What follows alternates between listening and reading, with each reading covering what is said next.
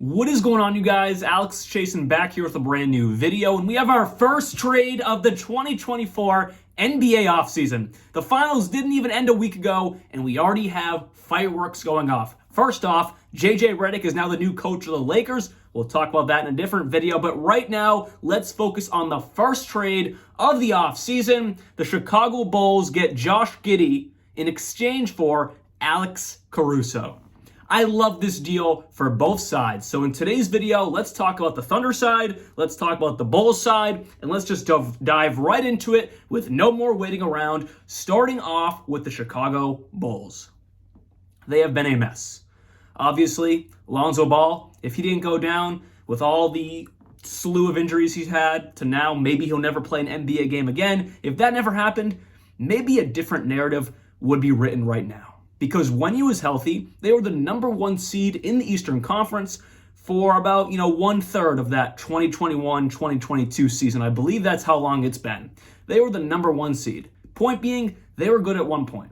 Then Lonzo Ball goes down, and they never truly replaced that point guard role, the man who's going to run that offense. They had Zach LaVine running the offense. They had DeMar DeRozan running that offense. They had, at times, Alex Caruso running that offense. That's not an answer. I would assume it would be in there at times, but he's not really a starting point guard. Coby White, I will say, he's come around, revamping his career. Maybe he's that next guy, but he's not really an offensive flower. He's a shooting guard. He's a bucket getter. This guy, Josh Giddey right here, he is a facilitator, a little bit of a bucket getter, but he's mainly a facilitator and a great playmaker, and that's going to be fantastic for this Bulls roster.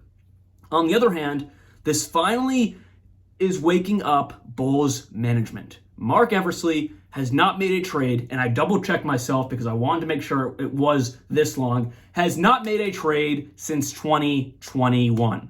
We are in summer 2024. The last trade this man made was when they acquired Derrick Jones Jr., who's not even on the team anymore, for draft compensation, August 28th, 2021. It's been almost 3 years since the Bulls have made a trade. And since then, the Bulls have not been very competitive. Again, they were great when Lonzo was healthy, but other than that, they have not been competitive. They have been a mess, and they've had 3 or 4 stars on this roster, and there's nothing to prove of it. Vucevic, Zach LaVine, DeMar DeRozan, Lonzo Ball. Well, Lonzo Ball has been out. Zach LaVine is now out for an extended period of time. We know that. DeMar DeRozan is an unrestricted free agent. He's going to walk. They should have traded him at the trade deadline while they had the chance to get something back in value, but now he's going to walk. Maybe he'll come back if he gets a bag. Probably not. And then Vucevic, who's under contract for a lot of money. The Bulls are still a mess. DeMar comes off the books. That's great. They still got Vucevic. They got Zach LaVine, and they got Lonzo Ball. Well, this Josh Giddey move probably knocks off Lonzo Ball. I mean, Lonzo Ball's money is so much, and there's such a big question mark that he'll probably be stuck on the roster. But what's going to happen with Zach LaVine? Is now they're an open market to trade Zach LaVine. At the trade deadline, they didn't even think about trading him. There was no thought. I know there were rumors about trading Zach LaVine, but the way this management and ownership operates, I know they weren't really going to try. They lost the opportunity to trade some of their assets, and then Zach LaVine got hurt, and his value sunk. So they're a mess. They're still a mess, but they made one smart move, and that's getting Josh Giddey. People on Twitter were like, why would you get rid of one of the best defensive players in the league, one of the best two-way players in the league for a role player? They don't need them. They're not competing for anything. They really aren't. So why not get a young player in Josh Giddey? And if I'm not mistaken, I think I have talked about this in prior videos about getting Josh Giddey to the Chicago Bulls because it works so well. It's a young guard. You can pair him up with Coby White. Just blow it up. Patrick Williams is still a major question mark. I think he's a free agent, but maybe you want to bring him back, see what you can do there. Let me check. I have the payroll up right here. Patrick Williams is a free agent this summer. Maybe you want to bring him back or just let him walk. Either way, I'm so glad they're going with the young movement. Coby White is under contract, yes, for 2 more seasons. You bring in someone like Josh Giddey, who still has so much untapped potential. I mean, he's been blocked by SGA while he boomed into being a superstar. I think this is perfect. Obviously, he worked well in OKC, but now he has a team where he possibly could become the main star if the Bulls continue to make smart moves. Stop trying to fiddle around because they've been fiddling around and they were a planned team, didn't even make the playoffs. They fiddle around and they're stuck in being mediocre. If you stop fiddling around, let DeMar walk.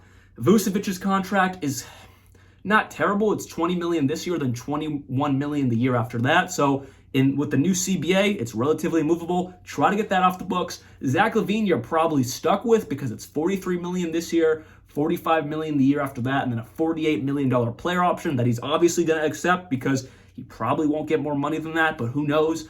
Either way, you're probably stuck with Zach LaVine, especially now with surgery and injury. Who knows what's going to happen there for a player that really plays a lot of his game with a lot of bounce and a lot of explosiveness. That is a worry there. Point being, you're probably stuck with Zach LaVine until at least next year, if not the year after that. But you can trade Vucevic, LaMelo Ball. He has a player option that he's going to obviously opt into. You're probably stuck with Lonzo Ball for just one more year, and then he comes off the books. But just blow it up while you can. Let DeMar walk. You bring in Josh Giddey. I'm very happy with this move if the Bulls continue to go this direction. If they just run it back with everything, but they just add Josh Giddey, then I'm going to be quite disappointed because then you're back to the same position you were for the past 2 or 3 years.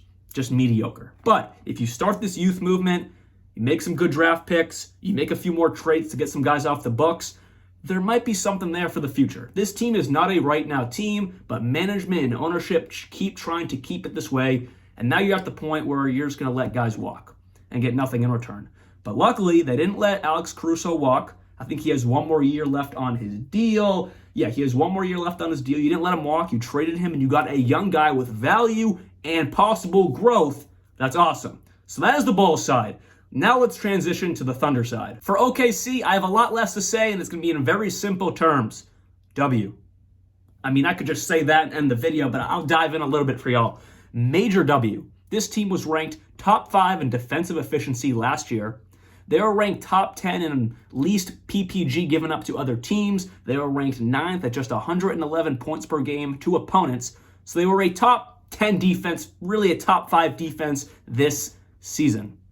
And that's without Alex Caruso.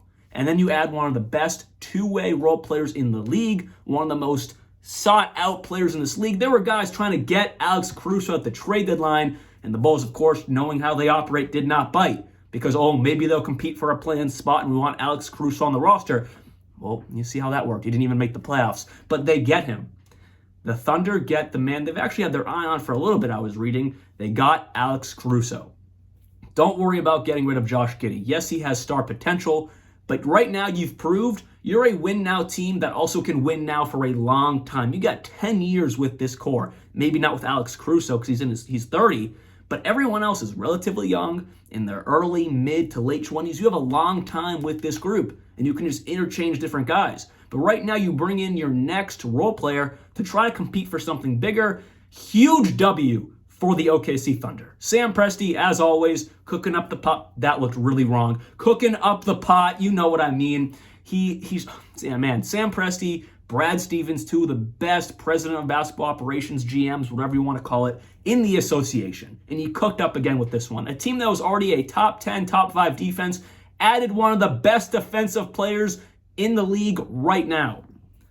Huge W, and I think that only makes them better. And on top of that, this team is over the cap like all 30 teams, but they're not even in the first apron or second apron. They are nowhere near any cap trouble because all their great guys besides SGA are on really, really small pennies of contracts compared to everyone else. They have the 6th smallest payroll in the league. Now, in a few years when they got to start paying guys, it might be different, or it will be different. But as of right now, they have more room to make other moves as well. That's my point.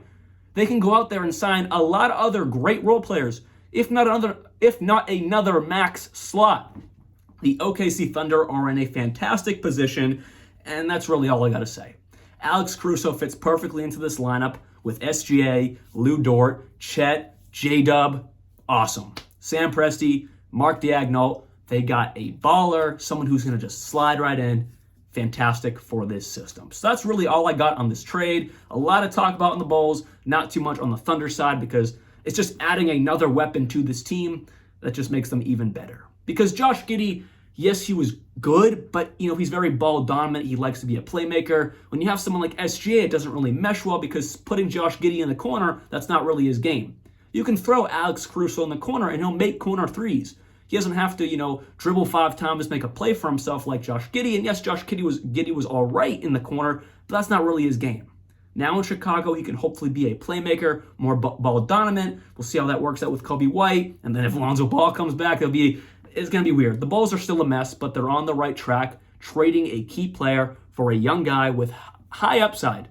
I mean, he could just be what he is, but there's a lot of high upside there in my opinion. So good on the Bulls. For the Thunder, dubs all the way. So hopefully you guys did enjoy this video. I'll be back very soon with a JJ Redick to the Lakers video because I wanted to talk about that today. This came on and I really, really, really wanted to talk about the Bulls because they pissed me off. They haven't made a trade since 2021.